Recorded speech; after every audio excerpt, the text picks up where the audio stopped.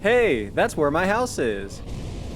Oh, this entire city is being burned to the ground, and there's nothing we can do to stop it. In fact, we're not even gonna try. But that's not the weirdest thing about this level. This level is different from every other level in Halo Reach because it changes every time you play it. But that's also not the most interesting thing. Do you see what I see? Every single building is on fire or smoking or destroyed or collapsing, but it's kinda beautiful. Isn't it nice? There's a strange, haunting beauty that permeates every inch of this level. This is New Alexandria from Halo Reach back in 2010, and back then, when I wasn't wishing I was as jacked as Pauly D, I was playing this level over and over again until my eyes were as fried as those buildings. But there's a lot going on under the surface here that you might have missed or you might not remember. You know, a lot of people say this was the last good Halo game before the series got really poopy. You know, really poopy doo-doo. And I think a part of that is levels like this. Now granted, it's a pretty short level. All you really do is fly around and disable some radio jammers so your boss can yell at you again. But the structure is completely different to every other level in the game, so stick around for that. But first, how does this level change every time you play it? So in this level, you take out 3 radio jammers, boom, boom, boom, and then you fly back to base, happy ending. But in the middle of all that, there are not 1, but 2 random encounters that happen every single time you play. It's all centered around helping people escape this dying city. Hey, can you kill a few anti-air turrets so this ship can escape? Alright, sure, why not? Hey, can you kill some bad guys that just spawned on this random building? Yes, sir! So these 2 random encounters are chosen from a bucket full of other encounters. So there's not just the same 2 that happen every time. So how many random encounters are there total? I'm really not sure, but I actually found this blog post from 2010 that shows you all of the different random encounters that are in this level, but we'll come back to them in a second. Let's head to the first jammer. So this jammer is always first. The jammers themselves are not randomized, and it's actually in a hospital on the edge of the city. And the hospital that this jammer is in looks nothing like a hospital. Look at this. Look at these nice floors. When was the last time you saw hardwood flooring in a hospital? Everyone that I've ever been to just looks like a sad freezer. So we take out some bad guys, take out the jammer, and head back to our Falcon to go to the next place. But here's the crazy part. This huge ship flies right over us, and he parallel parks pretty nicely, by the way. And stuff like that happens all the time in this level. The enemy is right over there, and there is nothing we can do. We're taking care of little things like a signal jammer, and meanwhile they are frying the city over there. Things like this remind you that we are losing this fight every second. And the tone for this game is completely different from all the other games. Like in Halo 1, you win when you blow up the ring. In Halo 2, you win by not blowing up the ring. In Halo 3, you win by blowing up the thing that lets you blow up all the rings. In Halo Reach, you blow up. In Halo 4, the franchise blows up. Let's head to the first random encounter. So like I said earlier, the random encounters are usually protecting and evacuating people from the city. Or you're usually killing random aliens because you feel like it. These encounters also take place in different parts of the map and with different dialogue. On my first playthrough, I actually got a rare one of these random encounters that gave me an achievement, because it had like a special character in it. That's pretty neat. So in my random encounter, I helped this evac ship get away. You're welcome! Gee, some people. As he pulls away, let's check out this city. This overcast, gloomy sky, the thin raindrops, the burning buildings, the quiet emptiness. It kind of feels like the end of Evangelion when they're just sitting there watching the orange waves go by. Alright, on to the next jammer. Do you remember how I said the structure of this level was different from every other level in Halo? That's because you can explore the entire level regardless of what part of the mission you're on. So you can fly to this building where the next jammer is before the icon pops up on your screen. Now granted, you can't go inside the building, but you can still get there and you can explore all these other buildings first before even doing anything. But you can't take out the other jammers first. You do have to take them out in a specific order, just like all the other campaign missions. But it's still pretty cool that you can just explore this map if you want to, and there's really no penalties for it. Anyways, the next jammer's in this building. We fly there, shoot a few aliens, and head up the elevator. So here's what's interesting.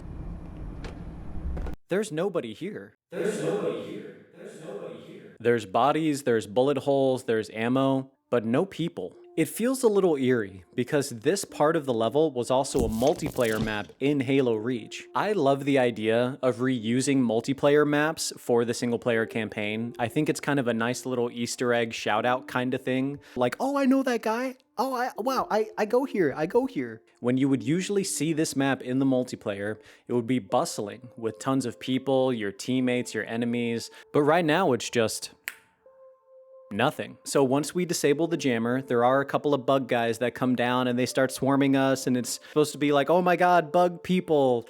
I don't really care, honestly. I just like when it's nice and abandoned. I think it's really peaceful in a weird way. All right, cool. I like that more. No, wait, hold on. I completely forgot. There's actually one other person that's in here with us before all the bug guys come in. So he's still alive, but he's kind of going crazy. You know, he's got the pistol. Oh, he's gonna do something. He's gonna do something.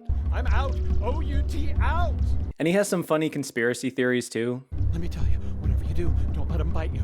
I hear if one of those little ones bites you, you turn into one. His little cries and whimpers actually add very nicely to the ambiance of this part. Check it out. Thank you, sir. Moving on. So we took out the jammer. We get back in our Falcon. Once we get back outside, another ship passes over, a gigantic ship, and he parallel parks very nicely yet again. Why aren't we fighting them? The enemy's right there. Why are we way over here? I think we're supposed to be asking questions like that in this level. Kind of like, what's the point? They're glassing the whole city over there. I think there's a few reasons for this level to exist. This level's kind of like breathing room. Breathing room to process the death of our teammate and to see what comes next. But in this breathing room, we're running out of air. So now we're going to the second and final random encounter. Do you remember that blog post from earlier? That brave soul from 2010 logged every single random encounter that happens in this level. Look at this. Look at all the different info that's in here. The guy outlines which building it happens on. He takes a picture of every single building. He does like this role play thing where he's pretending he's a part of the city. This is a lot of work here, man. This is dedication. So how many different random encounters are there in this mission? There's not one, not two, not three, not four, but 12 different random encounters. Holy guacamole, that is a big beef stromboli. So of those 12 encounters, 9 of them are regular encounters, and then 3 are with a special character that's in the other games too. His name's Bucky. You might have remembered him from Halo 3 ODST. But that's where you get that achievement that I talked about earlier. So it's little things like that, just making it a random encounter to get this achievement. That's pretty special, you know? So if you do that math, there are 63 different variations of how this level can play out, including all the random encounters, the jammers, everything like that. So this is the random encounter that takes place on the Tri-Snipe Conglomerate building. That's very creative. So here you have 3 snipers on these 3 buildings killing all the soldiers in the middle. You have to kill the snipers and then they get away. Happy ending, right? I really like this little area. Once you kill the snipers and the ship takes off, it's actually a very cozy, closed off little place, you know? You have the 3 buildings around you, kind of makes you feel a little safe, you know what I'm saying? I wonder how much the rent is here. $3,000 a month? Plus a $9,000 security deposit? What a steal! Okay, now we head to the final jammer. And it's in the coolest part of this entire level, the nightclub.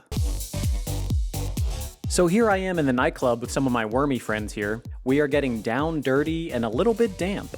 So once we kill the giant wormy guys, RIP, we disable the last jammer, and bada bing, bada boom, we are out of here. But wait, hold on a second. We can't just skip over this place. Take a look around. Look at the pretty colors. Look at the cute little beer bottles. I'm gonna say it. I love tonal whiplash. I love the harsh contrast of the burning buildings outside and this bumping nightclub here. Absolutely fantastic. We're in a nightclub in a city that's about to be lasered into dust, and a planet that's about to be lasered into dust. And they actually fit together surprisingly well. After this, we head back to headquarters, kill a few more aliens, and get back to our team. Oops. Oh yeah, I almost forgot. The ending for this level hit me like a ton of bricks when I was a kid. Kat, by the way, this is Kat. Say hi, Kat. Hi, Kat. Was a pretty cool character to me, mainly because of the cool robot arm she has. And she kind of functioned as the brains of the team before she got in the brains, you know? Oh, wait! Kat's death was super controversial back in the day because this thing that she got shot with, this pink thing, that normally wouldn't kill you in the game. So a lot of people called this a cheap kill or like it was unrealistic in a future sci-fi shooter. I actually really like this death too. The purpose of this mission was breathing room, and now that we're at the end, we see firsthand that that breathing room is gone. None of these people are safe. You aren't safe. That's what they're trying to tell you here. Okay, now that's all I have. But thank you very much for watching. You can also check out my Patreon. That's patreon.com/Serracha if you want a bit more content. It's all there. I'll have something else in a couple weeks. Thank you very much. See you later. Hi, Cat.